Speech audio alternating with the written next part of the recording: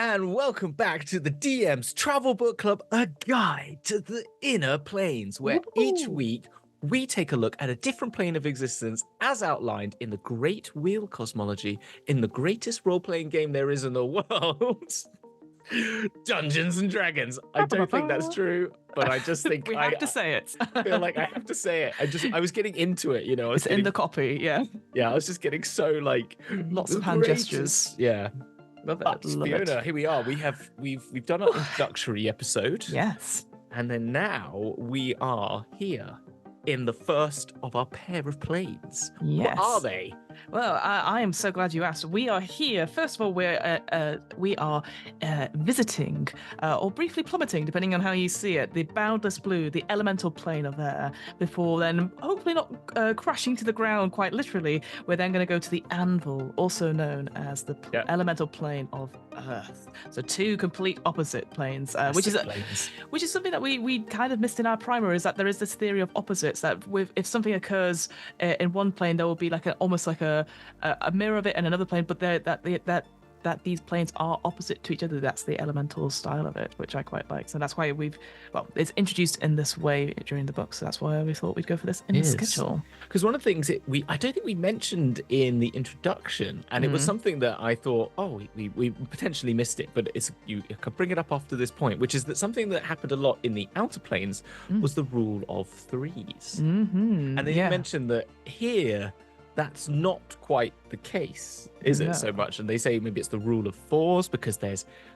like the positive negative planes, there's the main planes, the quasi and the paraplanes. Or you could sort of see it that there are four main planes and you get four paraplanes and 4 times 2 other planes. It's 8 and it's just 8 fours. Yeah, exactly. And you're like, which is fine. But it was just interesting because the rule of threes is such a constant throughout all of D&D that it is kind of interesting that this is the only place that it does break down. It's quite iconic, this freeze, and it's also, like we said before in another regular DM Book Club episodes, this idea that threes are that you have 3 beats, you always have 3 steps before the change must happen, etc. So having to change from that to 4, and I guess it totally makes sense. And what I'd say as well, as we'll go through each of these planes, is that there are 4 big sections, ironically enough.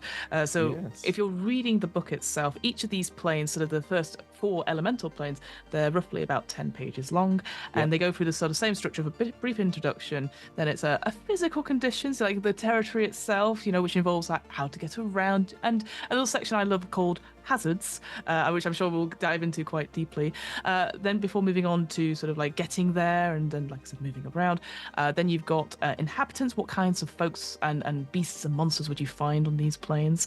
Some sites of interest, as we remember from the outer planes before. There was many sites of interest, which maybe we were a bit overwhelmed in the outer planes, but here roughly 3, maybe 4, depending on the plane of sites of interest that you might want to go visit in part of your planescape or multiverse campaigns, before finally sort of signing off with like a planeswalkers, like why would they come here to this particular plane, and then a little bit about spell keys and other necessities, which I quite liked as a little summing up point. It's a nice little ending point, isn't it? And they're always quite very particular, which they've always been in all of the planes we've gone on. I also picking up the point that the Planescape book and us doing a travel book club, it's kind of perfect because Planescape is all about it really heavily on the sense of adventure and experiencing new worlds.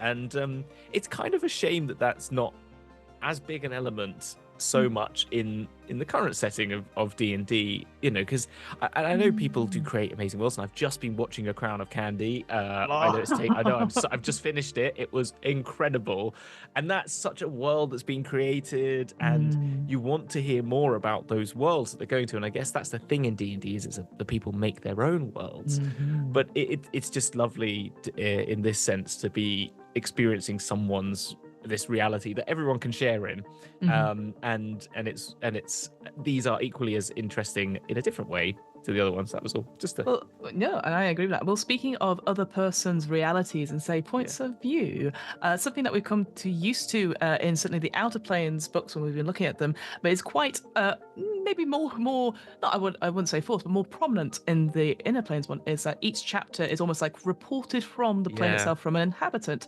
which we've discussed before with the sort of Faces of Sigil and the audio book we discovered in DM's book club.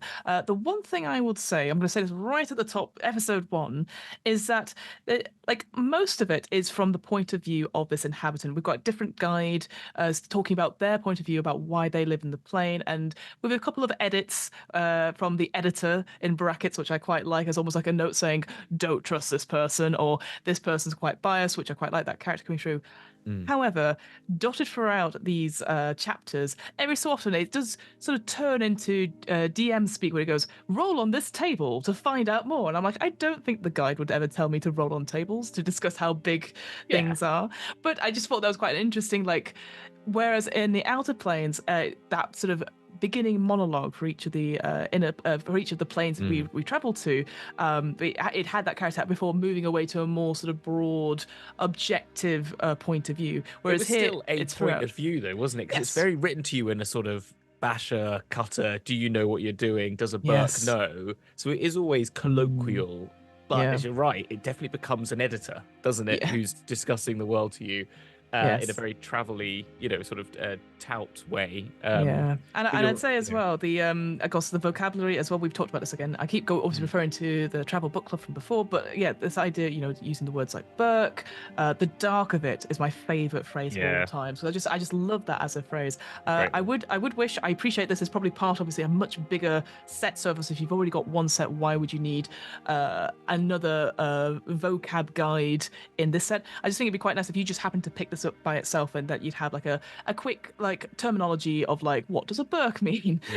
Which is obvious, but or planeswalker. But like I said, or certain phrases that you can use to just really have enhance. A page in every one that just has the top 50 phrases. It's just on the back page every time. The back cover of it, and just to hand out, because I'm a massive fan of like immersing myself and my players in it, and I just, like I said, I just love saying like the chant of it and the dark of it really sort of nails home that setting. And just to say as well, obviously, but at the time of recording this, Planescape 5e is out, the multiverse version of that, and it does carry some of that terminology across, but not as much as certainly I would like. No, and it certainly doesn't have a vocab list. It doesn't. It's a real shit. I think that is one of the biggest things we said at the time when we talked about that was missing from it. And I just love reading to it. And I use what's the chant out of character by Your work accident. must love you.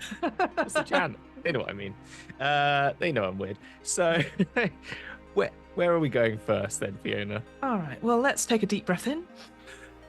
And let's go straight into the Boundless Blue, this incredible, the most beautiful, it is described, elemental plane of air. And it is talked about, certainly from the guide that we have, that this is considered the safest, in quotation marks, plane of the elemental planes, which makes sense because there is air on all the other planes. All the other planes. That is one of the biggest hazards. You can't really breathe. But also this idea that everywhere you look, it is just that pristine, almost crystal clear blue skies, which you arrive at. So it's beautiful. And then you start to fall. Yes, I love it. It's like, and then you fall for eternity. Love it. Yes. So that is the main thing about it, is that there isn't much in terms of like buildings and structures here that haven't been imported in. We sort of briefly mentioned it in our primer, this idea of elemental pockets or sort of randomized elements that could appear. So of course there could be big bits of rock or earth in the air. There could be globules of water, etc. Earthbergs, yes, absolutely. And obviously ice, all that sort of thing. And here they do properly remain. And some of the other planes we'll look at, the other planes try and sort of defeat these elements, and so they sort of break them up, etc. But so ultimately it is just a brilliant, open, huge space. But then, of course, as I said, like one of the biggest hazards is you fall. And I just love this description of gravity and falling. Essentially, when you arrive, suddenly your body as yourself, it feels very sort of Terry Pratchett in the way it describes it.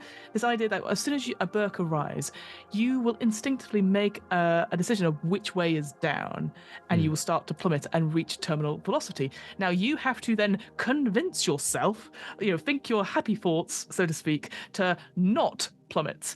And I really like that because obviously, again, there's a table for this, and it's about convincing yourself that yes, you're okay, you're fine, and slowing your descent down.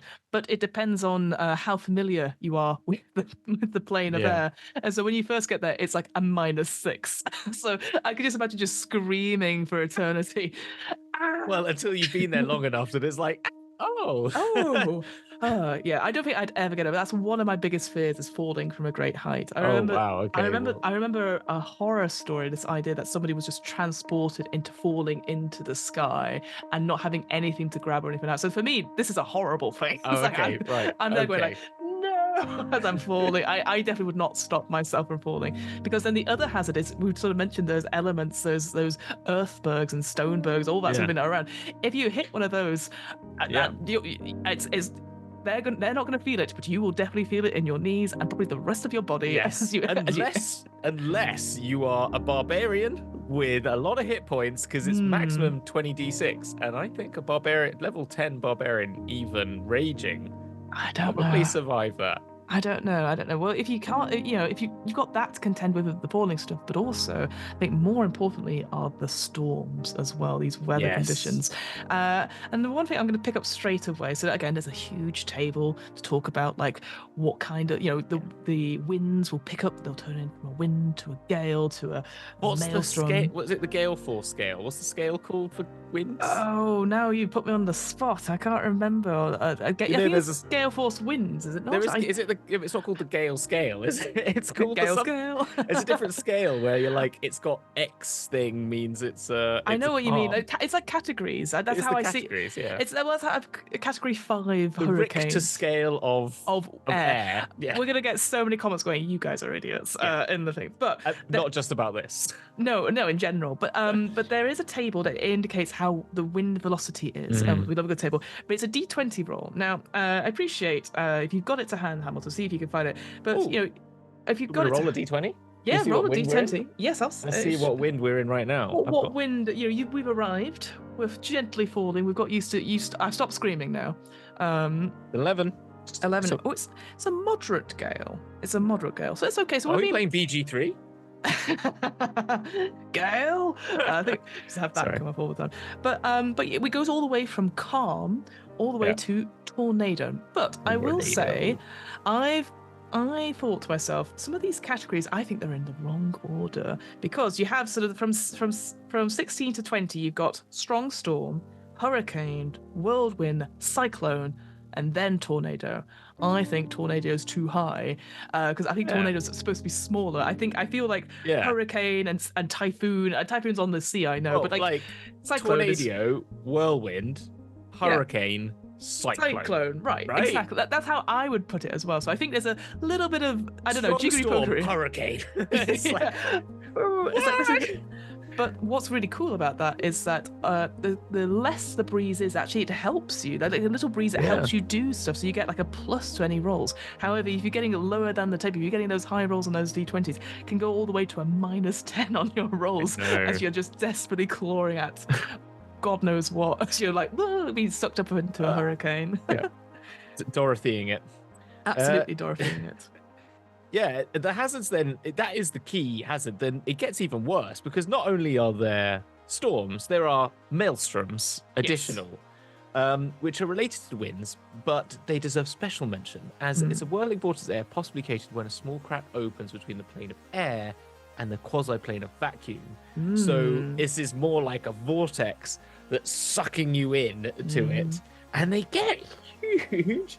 That's mainly what the tables are. It goes from rolling a d10 from 1d10 times 10 yards to 1d10 times 100 miles. Yeah. And the damage that you take if you get caught up in one of these goes from 1d10 per round to 32d10. Yeah.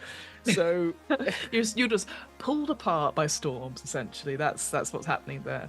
But that's not. But yeah, you get damage every turn from that side. But if you're trapped in a maelstrom, you can't cast spells or do any similar action because the collision and churning of air, you're just being tossed around like a little kite, like a paper bag in a wind, as Katy Perry would say.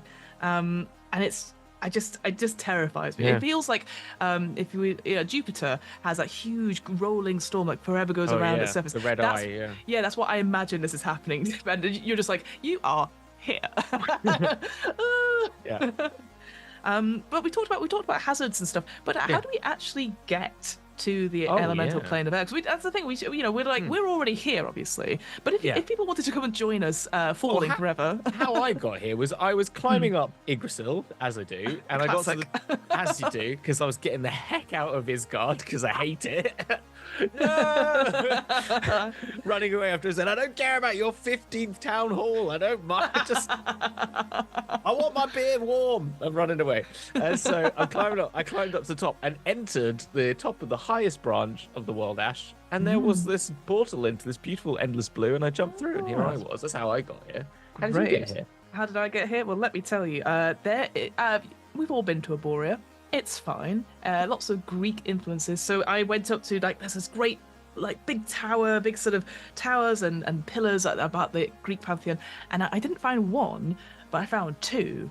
Ooh. However, through various contraptions, I realized the only way to activate the portals was to activate them both at the same time. With a bit of luck, because they are miles apart, I managed to activate them both at the same time and go through them. Who went through with you? Gale. Probably Gale, yeah, from Baldur's Gate 3. Yeah, it's like Gale, go to them. But Where's he gone now? Where's he gone now? Well, he's probably gone to eat all the anything with magical things to stop him falling, just to help him out there. Good. Mount Celestia also has a portal, a very secretive portal. I didn't realize. This idea that it has, where is it? Yovar, this glittering haven, is like a massive stone ziggurat, which eventually leads to the top of the seventh layer of the mountain, which you rarely get to. We discussed this when we talked about it. It's very hard to get to. But also, it happens to be a portal to the plane of air. But it's not as big a secret as everyone thinks it is, which makes me chuckle. But also, Bahamut, I have to mention dragons. Of course, yeah, your fave. But I like how his is in his floating citadel. He just chooses it. He just chooses where, and he can go take the citadel there, and it poodles along. I just like a big flying machine. It's like in my head. I just had on the top of the ship, rigging this big silver dragon go pop pop pop pop pop, but like Steamboat Willie sort of thing with a little pipe out of his mouth. I don't know why. It just was in my head, and it just going. Yeah. Next stop, elemental plane of air. Exactly. I would love going on a journey with Bahamut. I think that would be fun. But then with all that sort of out of break, so there's all these sort of extra places. Obviously, you can go to Sigil. Sigil's got portals. But if we're trying to get through the prime plane, where maybe people want to start from in their campaigns, there are two main ways of getting into it. Because my new favorite word, which I say wrong all the time, is vortices, whereby you can have either you can have the sort of, where is it? Oh no, I can't find. Floating vortices or whirling vortices, and both of them have their pros and cons. So floating vortices are they're invisible. They're in the sky, but they're permanent.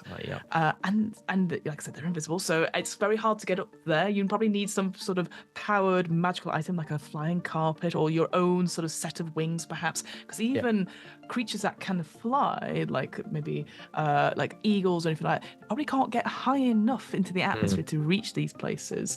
You could try that, or you could see if you can wait around for a whirling vortex, which is probably going to be on the ground because it's in the center of a tornado, and that's all great and fine. However, it also means you're going inside a tornado. And we've all seen Twister. The famous Twister film. The cow just floating around. Yeah, you might not survive. I think there's a great line that said the only people that stand in its way are fools and titans, which I quite enjoyed. And Bill Pullman. And Bill Pullman, of course, from Twister. And also, I think another con for these ones, they only last for a few minutes. So even if you get all ready and stuff, they could easily just disappear out of existence. So you've got a choice of even going very high up and just trying to get up there without dying, or staying on the ground and trying not to die either. Each has its pros and cons, obviously. Exactly, but indeed, fun ways to muck about, as they say. Just have a go, see what happens. Have Jump a go, in. see what happens. Do the Exactly. planescape. Going. Good luck. Best of luck. I think that's pretty much how you get there, how you get around. I think the other thing to notice is it says that with that falling thing, just returning to that, was it mentions that the ultimate thing you finally get to is you realize that you can finally convince yourself there is no down, and then you can just move about with complete and utter ease. Wild. Which is kind of wild. But the inhabitants, Fiona, who is here? I mean, obviously there'll be air elementals. Classic, yeah, but absolutely. But who else is about? Who else? Well, any manner of bird, which I always quite like. This idea that obviously it is the plane of air, so anything that flies here it can make its home here. And it talked about this idea of like birds here, they obviously make their homes here, but also they could be brought in from the natives, like from other planes as well, as a way for like beauty, appreciation, that sort of thing, or hunting, etc. Which I thought was quite nice. But then in my head, I was like, this is just that bit in Jurassic Park 3 with the bird cage, but there's no cage. They're everywhere. Yeah, when they're flying out over the sea, sort of thing. Yeah, exactly. Yeah. But not just birds, you've got bats and insects as well, which again could instantly be horrific, I feel, as in a sense, but again, it sounds interesting. Monsters, thinking of stuff like Pegasi, hippogriffs, etc. They've been more probably brought to this plane to serve as mounts for various natives to get through places. I do like the Androsphinx, by the way. This legendary creature who lives deep in the Boundless Blue, who is a 50-foot long double-winged Androsphinx, who written on the underside of their wings is secrets of every wizard spell ever created is written on the side of its wings, which I think is a great it feels very much like the beginning of Pokemon when Ash sees that legendary bird go, but this time you're not going to catch the bird, you're going to write down every single wizard spell as a thing. What a cool thing. But it's a good way to bring your characters there. Your wizard is like, I need to learn Wish, and maybe in the world you live in, magic is outlawed or something like that. You know the gate spell. Let's go to the plane of air. I've heard of this Androsphinx that we're gonna find, and that's your way in, or something like that. I don't know. It could lead to a quest at least. Could indeed. Other things to note, other inhabitants. There's definitely an inspiration, influence, impact. I can't think of the proper word for it, but elves are most likely to be around here, or at least have various inhabitants sort of descended from elven races to consider there. Just because when we go obviously to the elemental plane of Earth, that's more likely to be dwarves and gnomes, people that sort of live underground, etc. But ultimately here, it is known, the elemental plane of air is known as the home of the Jinn. These are the magnificent magical creatures which are regarded with awe and fear by prime and planar alike. And they have many different strongholds here.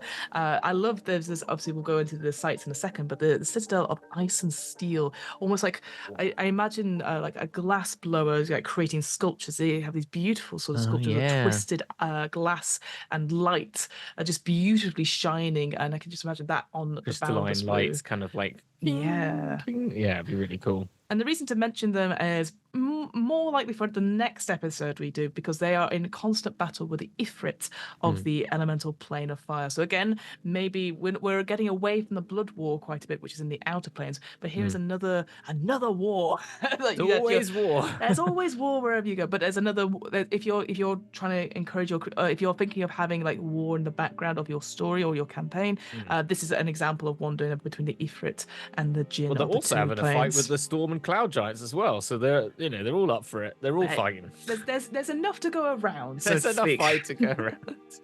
And finally, a little side note, but I really enjoyed it. Obviously, other races. I think maybe at this time they were being introduced, but not fully fleshed out. More so than they are in 5th edition. So, Aarakocra. are obviously oftenly here, but also a race called the Terramen, which is basically how I imagine it, pterodactyls but with human forms. Is what I imagined. Like Pateri, oh no! Wait, what's the joke I heard? Why can you never? Oh yeah, why do you never hear when a flying dinosaur goes to the toilet? I don't know. Why do you never hear when a flying dinosaur goes to the toilet? Because the P is silent. Oh, get out. I hate it. Very good. Very, Anyway, very good. Sorry. No, that's all good. But I didn't write that down. You didn't, but you thought I saw you think of it, and you're like, oh yes, good times. Good times. Do you want to go through the main powers here? Because again, like in the outer planes, obviously those are the homes of deities and stuff, and just like that, we have some lesser known powers that are here. We've got the neutral, the good, and the evil elemental sort of powers. So we've got Akadi is the queen of the air elementals. So Akadi will be the most mighty of the free-willed air elementals. She's the neutral sort of overview of it. Mm-hmm. And she dwells within a whirlwind called the Great Funnel that is large enough to swallow whole planets. That's pretty cool. That feels very neutral. I've seen Sweden do similar things. Do you mean Switzerland? Oh yeah, that's what I meant. Well, that's why I'm thinking it's Sweden that swallows planets. But she has a stormy temper, it says, and a changeable disposition. But you can, she will let you pass through if without harm, if you want to visit her, and you can kind of speak to them. She has a dozen female air genasi warriors who are her Azure Guard. I love it. Very cool. Yeah, I'm already like tick. They're going to be used in every single way. Yeah, you don't want to basically cross them is the point. Then you've got Chan, who is she is the good-natured elemental. Greater elemental, I guess is the term. I don't know what the term is actually for them. Is it greater? I don't know. It says princess of good air creatures, the master of calm breezes and gentle sounds. So I don't know is the answer. I would assume elemental because obviously her rival is an elemental. But yes, which is Yancy Bin. But and they're in a war of quiet threats, which I like. Instead of a cold war, it's a war of quiet threats. Yeah, I love it. And she spends time in the Palace of Unseen Contemplation because she is invisible. She is a cool breeze in the air. And Chan, she's not actually an actual power. It says Elemental. But also, what was the other thing? She is often called the Silent One. But she's not one to give the lost secrets of the plane lightly, but she does have them if you want to go visit someone there to gain some information. She's someone you can go to. And I'll skip Sue to go to Yancy Bin, who is the evil master of evil air. Naturally invisible, only slight disturbance of the air marks the passing of this Arco elemental. But he spends much of the time wandering the plane, and all creatures that soar the skies of the realm know and fear him. Power doesn't amass troop, but merely gathers together small groups of evil air elementals as needed. The truth is that they have never met. I like that point as well. Like him, Yancy Bin and Chan have never met. And neither puts much stock in amassing armies, but it's said that someday these wandering beings will meet and that only one will survive the day. So again, that sort of almost like you said, that sort of Cold War sort of tension. Again, another great little seedling for a plot that maybe you become a proxy of one or the other of these Arco elementals, and then you're pitted against the other, but it's all invisible, so you don't know. It's just like it's terrible. It's just too much of a maelstrom.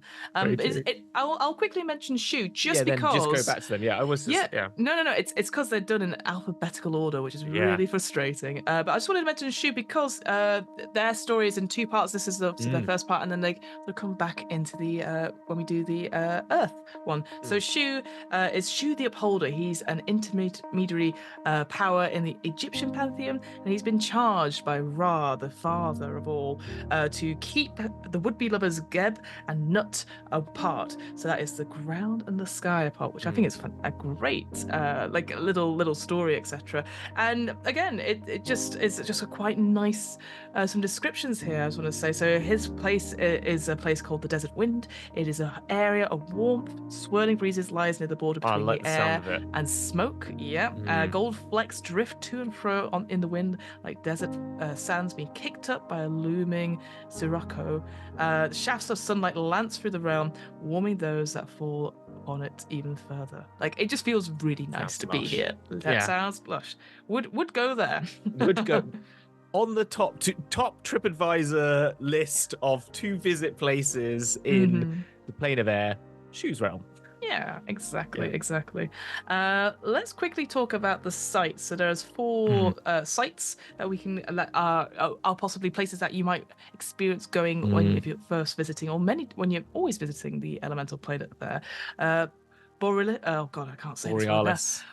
Is it Borealis or is it Boreas, perhaps. Borealis, I feel like as a thing like the Northern Lights. Northern Lights, I guess so, but I've never Borealis, spelled it like right? Borealis. Maybe I've just been spelling it wrong my entire life. But Borealis, this idea of a spherical structure built around a vortex itself that links to the elemental plane of radiance. And again, it looks like a spiky sea urchin essentially, but each of the spikes are different, beautiful colors, and it looks like it appears to be made of stained glass. So again, that idea of everything is molten glass that's been blown to certain shapes, I think is what I would describe this place.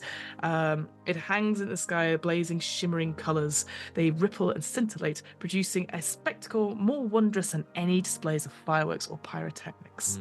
However, Very beauty hides danger, does it not? Because inside there is a race known to the primes as Nith, who are radiant creatures similar to the deadly will-o'-wisp. Normally, the scintillating beings are solitary hunters that roam their domain looking for living prey. However, here, at this point where the plane of air meets that of radiance, a large number have gathered. So if you do get, this is so beautiful, you could find yourself at the tail end of a knife or something. Yeah, basically, the main advice for visiting this place is just be careful and don't go make your way into the sort of heart of the palace. Like going to Iceland. Stay at a very safe distance from all these beautiful things. Oh, right, from like the volcano rather than the inhabitants, right? Yeah, not the inhabitants. Like, as in, you go see the volcano, dependent on, like, when people go see these things, do it, but safely and follow all guidance. Absolutely, yeah. It says troublemakers do not live long when the defenders of the place turn against them. So you get one strike and then you're completely out, unfortunately. Then we have the citadel of ice and steel. It's one of these fabulous floating cities. It's where the Jinn take part of. It is described as sort of a wind sculptured oval, which sounds incredible, and it's constant motion. Basically, it is falling forever, which again I would hate. I don't think I would last. I'll be stuck on one of the ceilings in one of the rooms. Flying creatures can navigate it very well, but again, that's it. Maybe if that's going to be a hub of where you're going to go, maybe it's that thing that your players have to prepare beforehand, because they're going to have items or ways to constantly be flying or be in motion. Because as soon as that item fails or gives out, you're gonna be able to you are not going to be able to control your own motion in this particular city. It's got its name from the wondrous substances for which it's crafted. This idea of eternal or unmelting ice mined in the paraplane of ice has been transported here specifically. So this idea, maybe a bit about your architecture stuff, where you have to transport various materials to places to make sure they are as they are. They look a certain way, which I thought was cool. But then it's well known for this idea of like galleries of fantastic art. I was properly seeing, they talked about this idea of a delicate lattice of canals, which made me think of Venice straight away, and this idea that these galleries, they're dedicated to beautiful artists of great renown, and it could be anything from traditional paintings all the way to flame sculptures or even chromatic symphonies, and you're like, of course, darling. I love it. A chromatic symphony for the evening. I also like the Invisible College, secret magical powers, and they help defend and create illusions to ward this place within the planes. But obviously, it says you could learn the dark of it if you could infiltrate, but who knows better than a trickster to how to trick the trickster. But also, got to mention dragons. Sardior, the gem dragon, the third of the Bahamut, Tiamat, Sardior trifecta. We don't see Sardior that often. Well, So I was Sardior's like, dead. hey. Oh, what? Yeah. Spoiler! Spoiler alert! And that only will return when Bahamut and Tiamat conceive. An egg will create. I think this is right. I think This is Hamilton's dragon lore happening here. At the reconnection, only when Tiamat and Bahamut make peace. Yeah. Don't think they have to actually, conceive. But like I thought, they will create an egg that will bring back Sardior. Was there not a rumor or something that Sardior was the child of Bahamut and Tiamat? Yeah, that bit I knew. Yeah, I think that's the thing. But they supposedly float around. Classic. This is in the before times. We've flashed back to when they're alive. I just love this idea that actually dragons are pirates. Yeah. that they're all got these. They're just flying around in their crazy flying castles, going through the plane of air. And that's literally. I just got them like bumper carring now, like. Anyway, but also the same ruse as mentioned, the Grand Caliph, who is the ruler of the Citadel of Icefire, displeasure at the approach to the castle, for the Ruby King demands too much of his time and treasure. But I think that's quite funny. So it's just like one of those, like, when you watch like Pride and Prejudice and stuff like that, and it's like, oh bloody hell, this person's coming, so we're gonna have to put on a bloody ball. Another bloody ball. So yeah, I kind of find that funny. And then you have Typhoon, I imagine, because of Typhoon. Very good, yes, Typhoon. The Palace of Tempest, which is a palace of stone built upon a great floating mountain near the border of air and lightning. Here, where the air lashes constantly, it travels. The citadel looms like a warrior's worst nightmare. The shipyards that surround it make the sight of Typhoon even more impressive. Spreading out in every direction from the towering stone walls is a spider web of docks, and tied to these are dozens of airships. Very cool. And there's a huge armada here, run by some air ganassi, a person known as Halifith, who is the Wind Duke, I feel probably has a great laugh. Like a proper it blows you back slightly. Your hair moves and slightly every time as he laughs, the lightning goes. Absolutely, that's how I imagine them.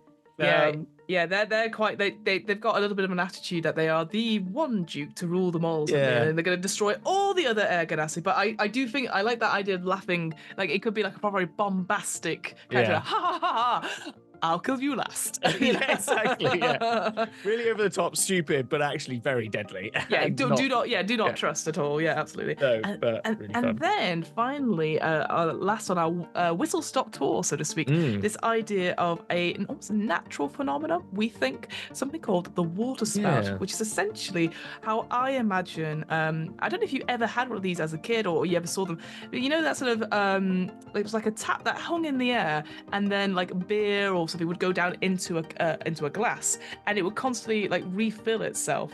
And it's just a sort of simple magic trick, but this is how I imagine it. This idea that there are two portals that lead to the realm of water, and just a stream of water goes from one portal to the other. I assume vertical rather than horizontal. Although I don't know, it could be horizontal because the gravity doesn't seem to affect the water. In a sense of like, because there's no gravity in air, so you think the water would just go everywhere like a hose perhaps, but no, it goes down in the same. So gravity does affect it in some way, but it doesn't. So no one knows why this phenomenon is happening, especially because portals like that tend not to come into existence so close together. So there's questions about like, why is it here? Is it natural? Is it something else? And so elementals will use it as a way to get to the plane of water, but also there is a individual who is like studying it for his own purpose. Again, the another person. Ganassi is in Bard Kingdom Brunel. Or... Literally, that's what I wrote down in Kingdom Bard Brunel. I was just like, yep, this guy. But yeah, using it as it's seeing it as like, there must be something to it, and making it almost like an obsessive project, which I thought was really. But it's a really cool, like again, that sort of idea for me was like, well, this is an easy way to get to the, between planes. But then maybe there's something going on. Maybe the construction's all around one of the portals that's being attacked by something. Or you go through one, so then you go back through it, but this person's built their whole energy contraption, so you go just get churned up into it. But, yeah, I like that. I kind of was like, there's a lot on this, not a lot of information. There's a whole half a page dedicated to this there's some water floating out in the air. Yeah. Do you know what I mean? I was like, compared to what I thought, like the Citadel of Ice and Steel had the same. I was like, I would have liked more on this really interesting, like a map. I would have loved, if this was a modern Planescape thing, 5e, we'd have got a great map of that. We would have got a great image of it. Citadel of Ice and Steel, at least a great image, but to have that have the same amount of information where you've got political intrigue, secret magical places, and a completely different way of maneuvering around a space, and then a portal with water flying from one to the other, I'm like, really? Could have been a bit more, balance, but whatever, it's fine. Well, whatever. But I guess just to round this off in general, like it sort of ends as I was talking about, like why would planewalkers want to come to the plane of air? And ultimately, it is a way for entertainment. Maybe people are learning how their fly spells work, or getting training themselves for something. Perhaps maybe they're trying to find some magical items and talk to the djinn, etc. So there's plenty of things to do, which it seems mad when there's not really stable landscape around per se, but there are birds, as it says, and there's also another one. I think this seems to be a plane to come for knowledge, because we've mentioned the wing of this bird, which has the magical secrets on it. Yes, absolutely. Because it's beauty, and then you've got the Caliph at the City of the Ice and Steel. Maybe this is a plane in which to find some secret magical secrets or gain information. You've also got the Zephyr home, which is the home of the Cloud Giants, which has catalogues all races in the multiverse and a secret about each. They'll share this knowledge, but only in exchange for a bit of Assad's memory. Oh no! Yeah, that sounds dreadful. Yeah, keep your memories. That's what we learned from Neverending Story 2. And Spotless Mind, I guess. And Spotless Mind. Yes, it's constant.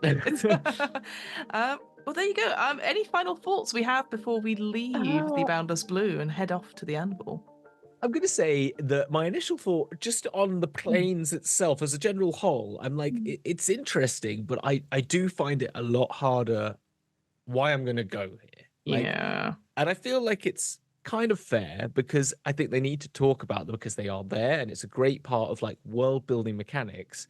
But I do think that things like not delving into the djinn and the worlds that they inhabit, and the storm giants, which are the things you're like, well, these are cities and places you can go. And I know when you come to City of Brass gets a lot more time, and it has got a lot more time generally in the world. Yeah. That I think that's what is a shame, because actually the sites are what let this down, because I think for me, I'm like, well, there's a few little tidbits here, great, but there's a lot of work I'm going to have to do as a DM to bring my players to the plane of air, other than like, let's have a jolly, you know what I mean? Like, that's my only personal criticism, I guess, but I do love it. It just is. I know. I totally see what you mean. I think there was a line that I picked up which said, "Any sod who isn't moved just to lie back and watch the Boundless Blue for a few hours is lacking something inside." And I think that's, maybe it's not like an adventure thing. Maybe it's a downtime thing, perhaps, rather than like, we must go and quest here, or it's just a place you stop by to get a guide to go for somewhere, because that's a lot of this stuff is that when you go to these different planes, maybe you need guides to get you through certain bits. And when we go to the Earth plane, it talks about how not only obviously they are fundamental, but also if Earth elementals can move through rock, these other types, obviously the subcategories of Earth, can also do that. So maybe it's the same for air as well. And it's, the one thing I would say is that right at the end, it does talk about like, hey, it's quite dry in the Boundless Blue, so maybe take a lot of water, which I did think was quite funny. It's like, always hydrate. I just think they spend a lot of time talking about physical conditions, storms in the air, hazards, maelstroms, moving about, which is great. I'm going on the same point again, but I think the point still stands that they put a lot of time into how it might be a problem to be here without making me want to even go there in the first place. And I feel like the mechanics should come second, because I need to feel like I need to go there for those mechanics to even come up. Do you know what I mean? Because I'm looking at this and going, don't really need to go. So all of that stuff they spent all this time talking about, I'm kind of like, that was a waste of time, because it's not made me want to go there. So I'm not going to use all this stuff you've written. that I don't know. That's my only. I'm No. repeating the point, but I guess No, it's no, no. kind And of, I think this is the thing. Like when compared to like the Dungeon Master's Guide, which has the tiniest bits on the planes, as we've discovered, for none of the, well, certainly for the plane of air, there isn't any of these mechanics stuff at all. They've stripped it away. There's no, like, compared to the outer planes, I know I always go on about it, there's no those optional rules stuff. There isn't any here. And I'm like, I actually really enjoy. I mean, I enjoyed comparing and contrasting those because I was like, because I wanted to make an impact. Not only is it like you fall, like I love that idea of like you falling. You really need to, you need to. Yeah, I think that's such a fun, different way of looking at stuff, and also makes it great random encounters. You're plummeting and you're having to save every turn, and you can see there is I don't know, a flock of huge geese going before you, like, I'm gonna hit one of them as you're basically plummeting down. It's very true, and I think that's the thing, is that's what makes me kind of sad about it as well, because they are really, really, really interesting and good. Like the mechanic and the ideas behind it's really good. It just feels like I just want more, which is kind of my problem in this. And I think comparatively, there's 10 pages there, which is a lot. I think the planes did change a lot because the chaos, the conflict, and the other ones, the chaos, conflict, law. That was it. That was it. The three. Ooh. I couldn't think of the law. They all had different ways of delivering each of the planes, but I feel like some of them were 20 odd pages long of per plane, if not. Well, certainly any 9 hells of battle, you're like, oh yeah, okay, we're definitely going to have to go here at some point because you've written all this stuff. And so it feels a shame to not have given these as much. And and it's Monty Cook, so it's good. Yeah, Monty Cook, very famous D&D and obviously his own book writer, various RPG systems. And just to say as well, because I didn't mention it in the beginning, each of these chapters, one of the pages in the 10-page sort of section is a map or like a loose sort of diagram of one of the sites mentioned. So I think in this one it is the Citadel of Ice and Steel, but it shows a few landmarks, but it doesn't go into detail about what they are. Whereas compared to probably some other ones, it would have like a labeling system. But it's again, it's nice to have. So Fiona. Yes. Sorry, I'll stop ranting. I've stopped screaming because I've worked out how to fly now, so it's all good. Well, you know what, Fiona? I'm going to take you somewhere where you can rest assured, because there is ground at your feet, your arms, your head, everywhere. Wait, no. Actually, it's not that great. We're going to the elemental plane of Earth, aka the Anvil. Oh no! This goes from lots of air and lots of breathing space to absolutely none of it. No, I'm not. This one I'm not as much a fan of. But there are places there. Don't worry, there are pockets of air. There's even actually a huge cavern where we can go flying about in. So don't worry. So it's a bit nicer. Also, gold, minerals. Ooh, money. Well, I do like my treasure. There you go. Brilliant. Well, so next time on the DM's Travel Book Club, A Guide to the Inner Planes, we're going to go to the elemental plane of Earth, the Anvil, which I'm very excited for, as always. And as we're going to go down all of these different elements, elementals, para and quasi-elemental planes, as well as the negative and positive energy planes as well. So we've got lots to cover, and we started off at the nicest one. So it could only get worse from here. I think water's quite a fun one, actually. I think water's quite nice. It's just a little bit. A little bit. We're going to go from all the way from air to vacuum, which we mentioned briefly in this episode, and I'm not looking forward to vacuum. It's a pretty quick one, because there's not much there. It's not much there. It's probably 2 minutes of us going, there's no air. The end. Well, thank you so much for listening to this episode of the DM's Travel Book Club. If you want to listen to more episodes, they will be here on probably YouTube, but if not, they'll be on the podcast as well. If you want to check out our sibling show, the DM's Just Normal Book Club, that'll also be on this channel and also wherever you can listen to podcasts. I think that's it. Do we have a sign-off? We don't have a sign-off for this. We'll see you in the next, on the flip side of the plane. Yeah, I think that's it, isn't it? Is that? I can't remember what we did for Travel Book Club. That's it. We'll see you. No, I think we just said. I thought we used to say we'll see you next time in the Anvil or something like that. Okay, we'll do that. Yeah, we'll name the place we're going, because that means I will remember what bits to read. Hooray! Yeah, okay. So we will see you next time. That is such bad timing. I don't know what you're talking about. we will See you. Bye, everyone. Bye.